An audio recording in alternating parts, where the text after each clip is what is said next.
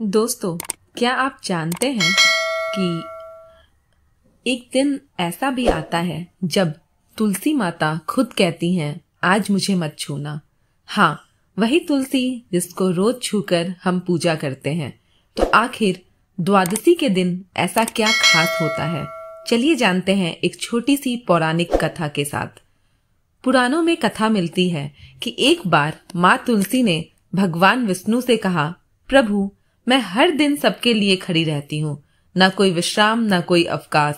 मेरे लिए एक दिन तो विश्राम का होना चाहिए।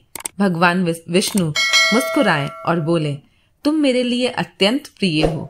द्वादशी तिथि को मैं स्वयं जागरण की प्रक्रिया में रहता हूँ। उस दिन तुम्हें भी विश्राम मिलेगा। उसी दिन तुम्हें कोई स्पर्श नहीं करेगा। तभी से द्वादशी को तुलसी माता के आराम का दिन माना गया है। द्वादशी तिथि भगवान विष्णु को बेहद प्रिय है। इसी दिन श्री हरि ने अपनी दिव्य शक्ति योग निद्रा से धीरे धीरे बाहर आते हैं।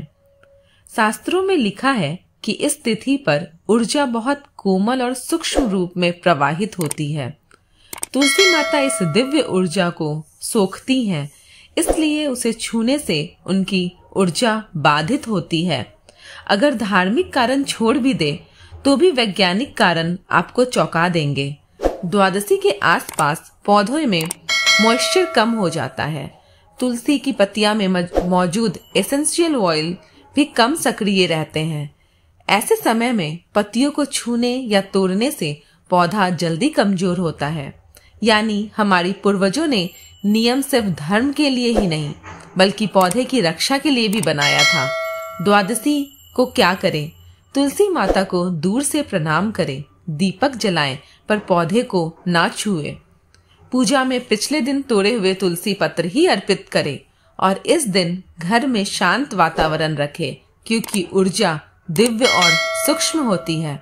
तो दोस्तों, अब आप जान गए हैं कि द्वादशी को तुलसी माता को छूना क्यों वर्जित है, क्योंकि यह उनका विश्राम दिवस है।